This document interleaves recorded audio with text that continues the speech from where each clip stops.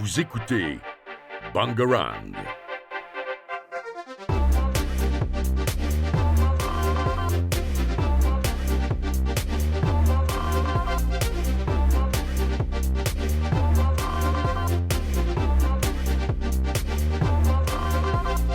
Bangarang. Bonjour à tous et bienvenue sur Take 5. Alors aujourd'hui nous sommes en compagnie de Julien et Nathan et nous accueillons Mélanie. Donc Mélanie, pouvez-vous vous présenter ainsi que votre association ? Bonjour, je me présente, je suis Mélanie, présidente de l'association Les Elfes et nous, qui a pour but d'améliorer le quotidien des enfants malades d'un cancer. Nous faisons des événements pour récolter des fonds et pour offrir à ces enfants du matériel de sport pour qu'ils puissent faire de l'activité physique adaptée. Et combien vous êtes dans cette Donc association ? nous sommes 3 dans le bureau et après nous avons des bénévoles. D'accord. Et d'où vous est venue l'idée de créer cette association du coup ?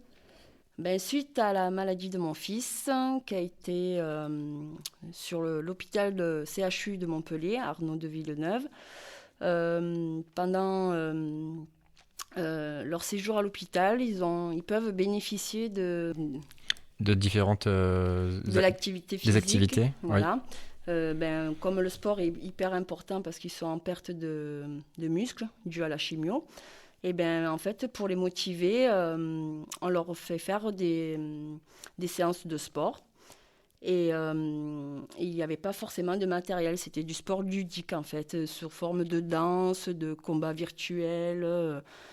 Par exemple, le prof donnait des bouteilles d'eau remplies pour faire comme avec les haltères. Du coup, en voyant ça, j'ai eu l'idée en fait, d'acheter du matériel où j'ai un partenaire avec Decathlon sur Alès. Et en fait, on achète du matériel, ça c'est du tapis de sol, des haltères, des gym balls, une montre cardio. Voilà. En gros, un sac contient à peu près d'une valeur de 180 €. D'accord. Et donc, j'ai entendu dire qu'il y a eu un run il n'y a pas longtemps de votre association. Pouvez-vous nous en parler, s'il vous plaît ? En fait, c'est notre deuxième run. Donc, dû au Covid, on a dû faire un run virtuel sur la commune de Zé.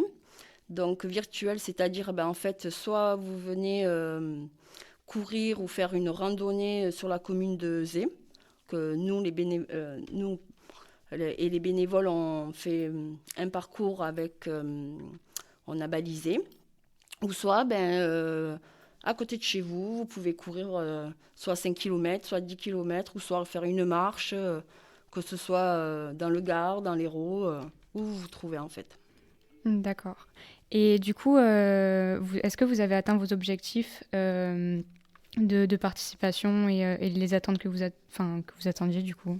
On n'avait pas forcément d'objectif. Comme c'était la première fois qu'on organisait un virtuel, on ne savait pas trop ce que ça allait donner. Et puis finalement, on a fait 246 participants. Et on rentre dans nos frais. Et du coup, avec les bénéfices de cet événement, il y aura 10 enfants qui vont pouvoir bénéficier de leur propre sac de sport. D'accord. Et comment faites-vous pour mobiliser le plus de monde possible Donc, on a un partenaire qui s'appelle Chronogar. C'est une association qui s'occupe du sport, de créer des événements sportifs. Donc, du coup, on s'est associé avec eux. Ils nous ont fait la pub sur leur site. Nous, on a mis en place des banderoles à certains points sur Alès. On a fait des annonces sur la radio Totem avec Fansun, c'est un institut de beauté qui nous a offert cette diffusion sur la radio. Et puis après le bouche à oreille, oui. Et donc, si je comprends bien, pour pouvoir faire un peu de bénéfice ce jour-là, pour participer, il fallait donner une petite participation financière. Oui. Alors, vu que cette année, c'était virtuel, on a fait la somme de 5 € pour que ce soit le 5 km ou le 10 km, c'était 5 € pour tout le monde. D'accord. Là, vous disiez qu'avec le bénéfice, il y avait une dizaine d'enfants qui allaient pouvoir en profiter. Oui. Concrètement, qu'est-ce que vous allez leur offrir? Eh bien, un sac individuel de matériel sportif à D'accord. chacun. Donc, il est donné, le sac, on ne le récupère pas à la fin du traitement, ou il est donné. Et voilà. Et il est utilisé dans l'hôpital ou c'est pour la maison? Alors, c'est pour les deux, en fait. Soit sur l'hôpital, quand ils sont en cure de chimio, ou sinon, quand ils sont de retour à la maison, ils peuvent se connecter par Skype avec un moniteur d'éducation physique adaptée en visio. Et ils utilisent ce matériel-là à ce moment-là. D'accord. Et est-ce que, je ne sais pas si vous allez directement sur le lieu à l'hôpital, parce que ça risque d'être compliqué en sachant que les enfants sont malades, mais est-ce que vous faites des actions directement sur le lieu pour leur rendre visite ou... Personnellement, je ne veux pas. C'est assez émouvant. Oui. Donc moi, je vais au sein de l'hôpital remettre les sacs. Je le donne à Ghislain, qui est le prof de sport au sein de CHU de Montpellier. Je lui donne à lui, et puis c'est à lui après de transmettre à chaque enfant. D'accord. Après, il faut savoir qu'il y a des enfants qui ne veulent pas faire le sport parce qu'ils sont démotivés, ils n'ont pas forcément le moral. Donc nous, on a mis en place, c'est tout récent. En fait, dès qu'ils rentrent dans le service, en hémato, on leur offre un tout petit sac de sport. Donc en fonction des âges, on adapte ce qu'on met dans le sac. Par exemple, pour les tout petits, dès qu'ils rentrent dans le service, on leur donne un petit sac des Elfenous avec, par exemple, une batte de baseball gonflable, un ballon de piscine gonflable, parce que dans l'intérieur des chambres, ils sont branchés à des machines, c'est fragile. Donc, comme ça, ils peuvent se défouler. Et pour les plus grands, les adolescents, on leur offre une paire d'haltères avec un élastique training. Et à partir de là, on essaye de les motiver un petit peu pour qu'après, ils puissent s'inscrire pour les visios, en fait. D'accord. Et y aura-t-il d'autres actions prévues à l'avenir, prochainement ou autre?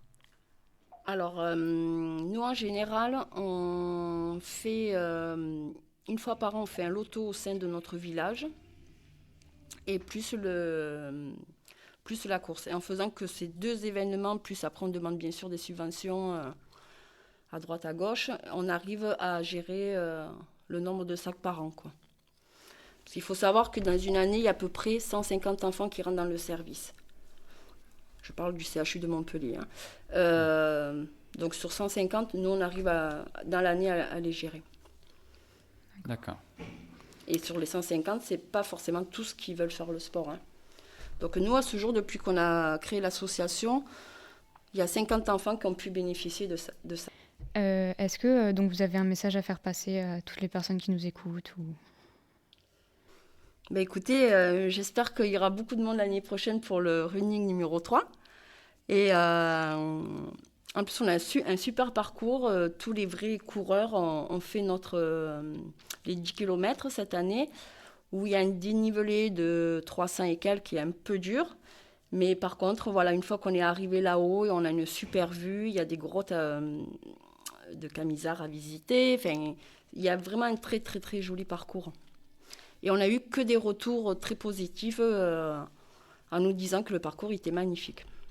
Très bien sécurisé et très bien balisé. Bon, en espérant que ça dure le plus longtemps possible et avec que des bonnes choses pour votre association, du coup.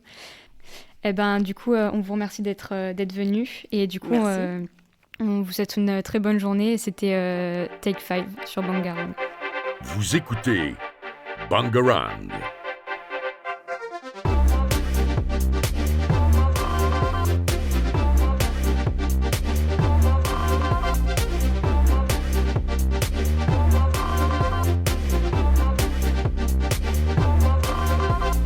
Bangarang.